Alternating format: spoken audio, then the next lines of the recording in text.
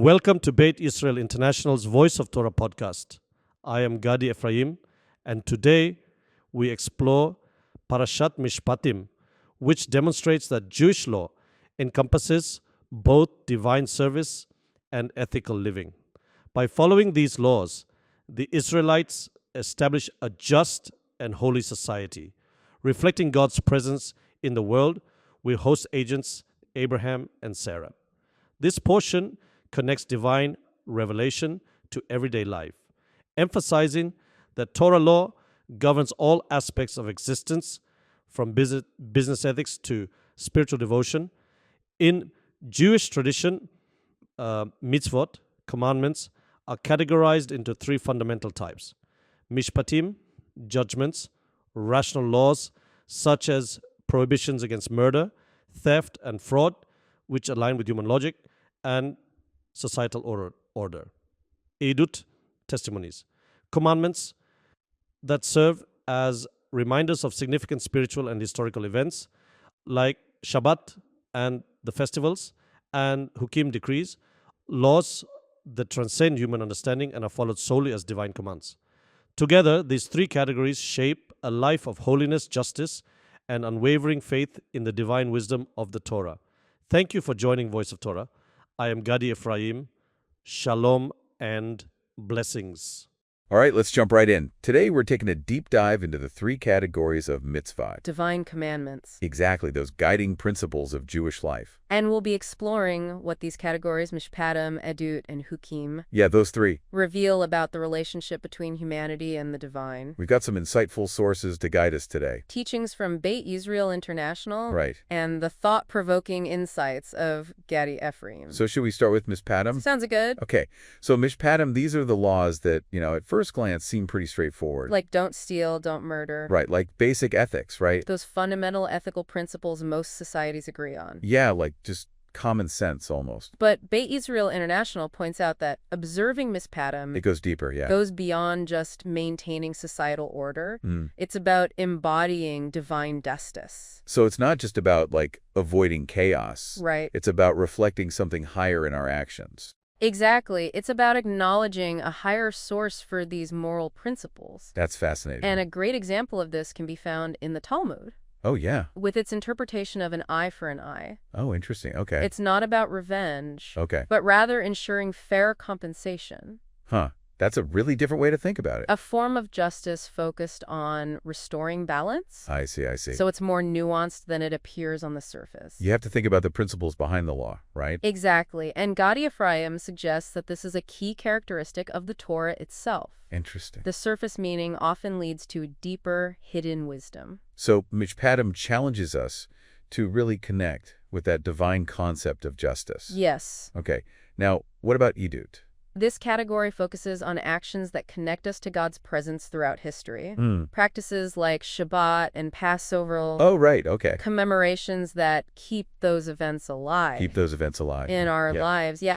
Beit Israel International highlight how Eidut transforms historical awareness into a lived experience, So it's not just remembering, it's like actively living it. which strengthens faith, or emunah, as it's called in Hebrew. Right. Immunity, yeah. And the sages emphasize that without these testimonies, Jewish identity itself could fade. Memory needs action to stay powerful. It's a powerful idea, right? It's not just like, an intellectual thing. You have to actually live it. Exactly. It's about actively engaging with tradition. Yeah. Gadi Ephraim takes it even further, suggesting that Eidut bridges the past, present, and future, Wow. Okay. allowing us to become active participants in this ongoing story of divine providence. Wow. So it's like we're part of something much bigger than ourselves. Exactly. These actions become a way of connecting with that flow of history. Precisely. Okay. Nah, Now, Chukim, this is where it gets a little mysterious. a little mysterious, yeah. Maybe even a little mind-bending. Well, so this is the category with commandments that don't seem to have a clear, logical basis. Like the dietary laws of kashrut. Yeah, kashrut. Or the red heifer ritual. Those are some head scratchers sometimes, right? They can be puzzling. Yeah. And even frustrating at times. Definitely. But Beit Israel International teaches that observing Chukim Okay. draws divine protection and spiritual light. even if we don't fully grasp the why. Precisely. It's like, okay, I don't understand, but I trust there's a wisdom there. Exactly. That's beyond my human understanding. And even King Solomon, renowned for his wisdom, admitted that the mysteries of the red heifer ritual were beyond him. Oh, wow. It highlights the limits of human intellect. Well, if King Solomon couldn't figure it out, Right. I guess it makes me feel a little bit better. It really emphasizes that sometimes faith requires letting go of the need for everything to make perfect sense. Yeah, just trusting that there's something more there. Exactly. And Gadi Ephraim explains that Chukim, with all its challenges, represents the highest expression of divine will. It requires immense faith, imuna. Right, imuna.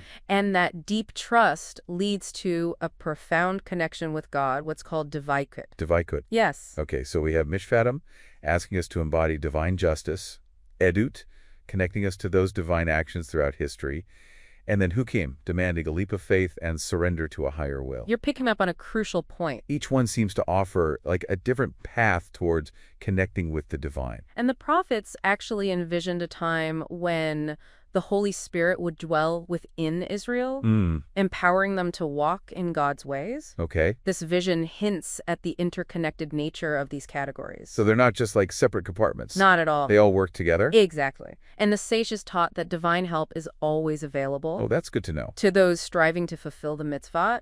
That's encouraging. Because it's not about doing it all on our own. Yeah, it can feel overwhelming sometimes, right? Absolutely. There's support available for those who seek it. Okay, that's good to know. Beit Israel International emphasizes the role of the Ruach HaKodesh. The Holy Spirit. Yes. In guiding true observance, Okay. it helps us move beyond simply performing external actions. So it's more about the internal... To internalizing a divine consciousness. So the mitzvot become less about just, checking things off a list. Exactly. More about an internal transformation. Yes. Wow, okay. And Gadi Ephraim suggests that this inner transformation is what sets the faithful apart. It's through this alignment with the divine that we truly begin to manifest the divine image in the world. Now we're talking. It's not just about following the rules. It's about, becoming something more. It's about embodying those qualities of righteousness, remembrance, and surrender. In our everyday lives. Yes. Okay. So it sounds like these three categories, they kind of build on each other, right? Like a spiritual staircase. You could say that. Leading toward greater connection with the divine. And the sages summed up the purpose of each category beautifully. Oh, yeah.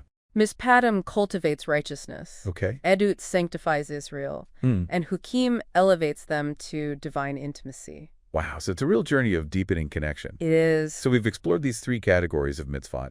We've uncovered their individual meanings and how they connect. Yes. But now I'm wondering, what does this all mean for us today? Why should we care about these categories? That's the core question, isn't it? Yeah. These ancient practices offer guidance and meaning even in our modern lives. I love that. Helping us navigate the complexities of the human experience. It's easy to get caught up in the what of the mitzvot, but you're right. The why is where the real value is. Absolutely. These sources remind us that the mitzvot aren't just some arbitrary rules. Not at all. They're pathways to deeper connection, both with the divine and with ourselves. Precisely. Okay, so let's get into that why. How do Mishpatim, those laws rooted in reason and justice, connect us to something larger than ourselves? Well, I think when we strive to act justly, to be fair to others, to really live by those principles, aren't we, in a way, reflecting something beyond just our individual selves? Yeah, it's like we're tapping into something. It's like tapping into a universal sense of right and wrong. Right. Like a moral compass that these beyond culture or personal opinions. Yeah.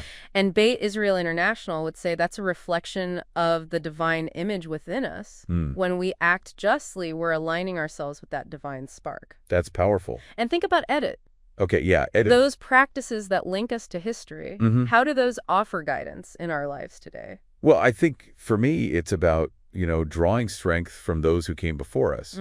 Knowing that they, faced challenges, witnessed miracles, persevered through tough times, Right. It gives me a sense of, perspective and hope for my own life. The sages were definitely onto something when they emphasized that we're part of an ongoing chain of tradition. Yeah.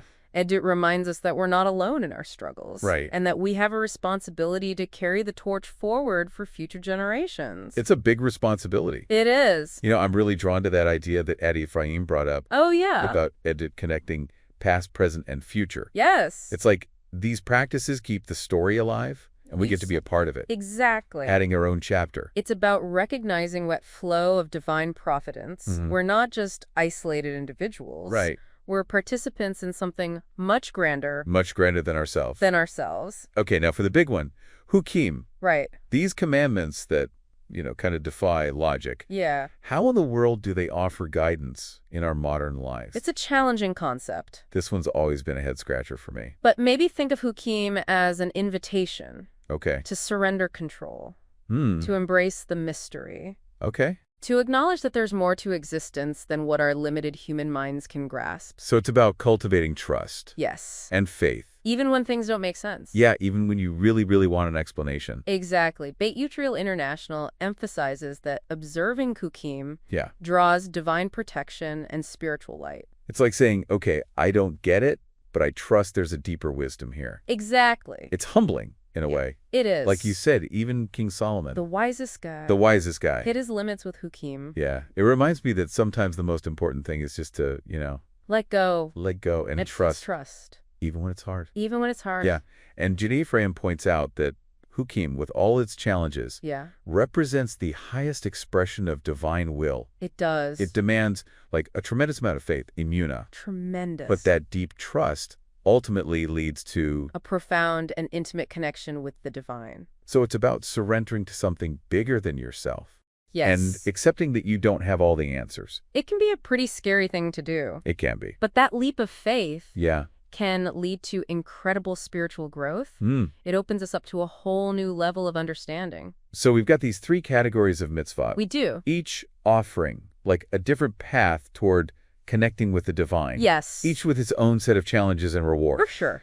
But how do we, put this all together? Right. How do we actually live it? Well, that's where the prophets and sages offer some valuable guidance. Okay. They talk about the Holy Spirit. The Ruach HaKodesh. Yes, dwelling within Israel, empowering them to live in accordance with God's ways. Okay. It's about that internal transformation we discussed earlier. Right. But Israel International teaches that the Holy Spirit guides true observance, Yeah. transforming those external commandments into an internalized divine consciousness. So it's like the mitzvot become less about what you do Yeah, and more about who you are. that's it exactly. Hmm. It's about integrating those principles into the core of our being. Wow. They stop being a set of rules Right. and become a way of life. That's a beautiful way to put it. And Gadi Ephraim suggests that this internal alignment allows us to actually manifest the divine image in the world. That's amazing. To think that we have the potential to embody those qualities Yes. of justice, remembrance, and surrender in our everyday lives. It is a powerful thought. It really is. We're not just fulfilling commandments. Right. We're actively participating in a process of transformation. It makes you wonder which of these categories resonates most strongly with you. I know for me, it's Chukim Oh, interesting. that keeps drawing me back in, Yeah. even though it can be so challenging. I'm fascinated by that idea of surrender to something bigger than myself, even if it means facing my own discomfort and uncertainty. Yeah, it can be tough. What about you? I think each category speaks to different parts of ourselves. Right now, I find myself drawn to Eidut, Okay. the idea of connecting with the past to inform the present and inspire the future. Yeah. That continuity of tradition feels very grounding to me. Yeah, I can see that. And I think that's the beauty of these categories. They offer different pathways for each of us Yeah. to connect with the divine in a way that feels authentic and meaningful. Right. And it all starts with awareness. Awareness. We have to pay attention to those moments in our lives that call for justice, for remembrance, for surrender. I love that. Yeah. We need to become mitzvah spotters in our everyday lives. Mitzvah spotters. Noticing the opportunities that present themselves for us to embody these principles. Like we're detectives. Detectives. Yeah, mitzvah spotters. I love it. Searching for those clues Exactly. to a divine mystery. But it's not just about spotting them. It's about taking action. right, taking action. Making Right. conscious choices in those moments. So it's about asking ourselves. Yeah, like how can I express Mishpatim in this particular situation? What would it look like to embody divine justice. Right here, right now. Right here, right now. How can I tap into that chain of Eidut? Yeah. And connect with the wisdom and strength of those who came before me? Hmm. And where is Chukim calling me to surrender? To let go. To let go of my need for control. Yeah, the red heifer, it's not just some ritual from the past. I think it actually gives us a really interesting way to think about spiritual renewal.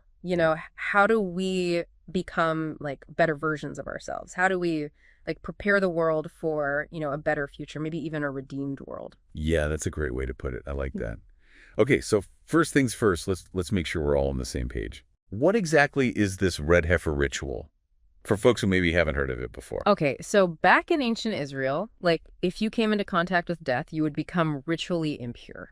Ah, okay. And they had a very specific way of dealing with this. They would take a perfectly red heifer. It had to be, completely red. Wow, specific. Yeah, very specific. And they would sacrifice it and prepare its ashes in a very, very particular way. And these ashes were used in a purification ritual. Interesting. So it was a way to cleanse people and even objects, kind of like a spiritual reset button. Oh, I see. So, I mean, if purity was such a big deal, I'm guessing this wasn't just like a one-time thing.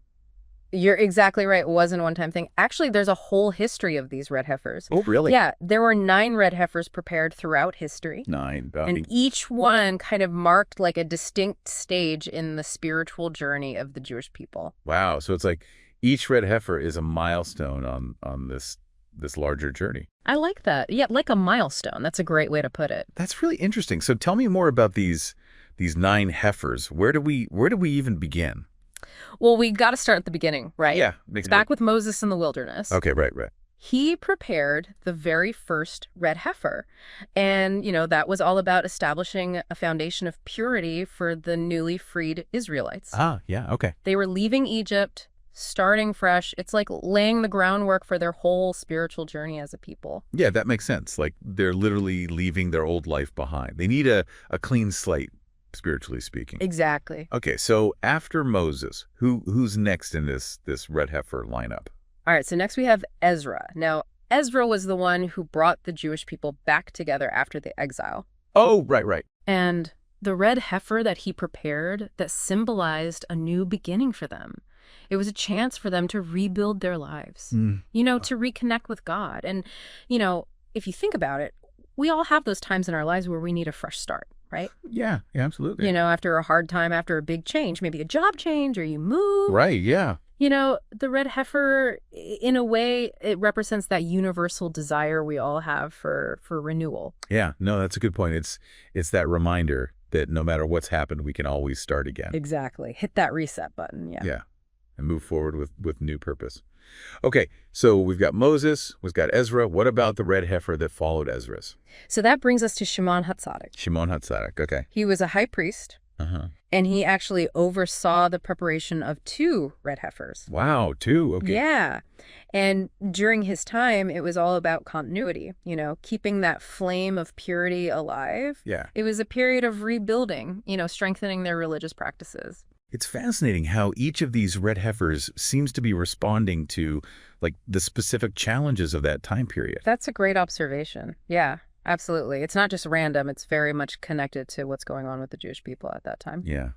So did that pattern continue with the other red heifers as well? Oh, absolutely. We know that red heifers were prepared during times of, political instability, sometimes even internal strife within the Jewish community. And, I think these heifers represent perseverance, holding on to that spiritual core, even when things around you are in chaos. It's a powerful message, isn't it? It really is. It's like, even when the world feels like it's falling apart, we can still find a way to connect to something deeper, something that anchors us. Exactly. Yeah. That's powerful. Okay, so we've talked about, 8 red heifers so far? That's right, yeah. What about the 9th one? All right, so the 9th red heifer, that one was prepared right before the destruction of the Second Temple, which was a very, very difficult time for the Jewish people. And this one, it marks the end of an era, a closing of a chapter, and it also sets the stage for something new to emerge. Okay. Which I guess brings us to the 10th red heifer. Exactly. And this is the one I think that's most shrouded in mystery. This is where this whole messianic connection comes in, right? You got it. The 10th red heifer, it's linked to the coming of Mashiach, which in Jewish tradition, that refers to a messianic era, a time of, peace and redemption for the world. Okay. I'm starting to see how the red heifer is like this thread running throughout Jewish history, all leading up to this pivotal moment. But how exactly are the 10th red heifer and the Messianic age connected? Like, what's the link there? That's a great question. And Gadi Ephraim, the teacher we mentioned earlier, he uses this really brilliant analogy to explain it. Okay. He says that, just like the red heifer itself is kind of a paradox, right? Okay, how so? Well, it purifies others, but it comes from an act of sacrifice. Right, yeah. So, too, is the role of Mashiach ben Yosef. Mashiach ben Yosef, okay. Now, he's a key figure in Jewish messianic tradition, and he's often seen as like a precursor to a greater redemption. Okay. So there's like a stage setting going on here. Exactly. Okay. And another paradox is that sometimes, to make real progress, you have to go through some tough times. It's like a seed. Right. A seed has to break open, go through darkness before it can sprout and grow. Yeah. Wow, that's a really powerful analogy. It makes me think about how growth often comes with these challenges, right? Yeah. Like, we got to face them head on. Right. But it also sheds some light on how this 10th red heifer, even if the path there is difficult, it can usher in this whole new era. Exactly. It's about transformation, not just like, snapping your fingers and everything's perfect. Yeah, no, that's a great point. But this idea of the red heifer, it goes even deeper than that, right? It connects to something called the Shekinah, if I'm saying that. You got it. Yeah, the Shekinah. Okay, so what is that exactly? So Beit Yisrael International teaches that the red heifer, it ultimately points towards a time when the Shekinah, which means the divine presence, is fully revealed in the world. Wow. Like, imagine a world that's been restored to this state of perfect harmony. Yeah. What would that look like to you? Yeah. No, that's beautiful. And it makes me think about, how each of us, even in our own little ways, can help create a world that reflects that harmony. Exactly. So if we look back at this, the red heifer throw history, it's about purification, renewal, setting the stage for this era of redemption. Right. Each one marked a turning point for the Jewish people. Mm-hmm. But it makes me wonder, where do we fit into all of this? Even if we're not, directly involved in this ritual, what can we take away from this idea of purification, this striving for a better world? I think that's the most important question to ask, honestly. If each red heifer represents a step towards a more redeemed world, what are the things that we can do to embody that spirit of renewal, to, contribute to a greater good? What can you do to purify your own life, or even your community to help bring about that vision? Wow, that's a powerful thought to leave our listeners with. Thanks for taking this deep dive with us. My pleasure. I think we all have some reflecting to do. Absolutely. All right. We'll see you next time.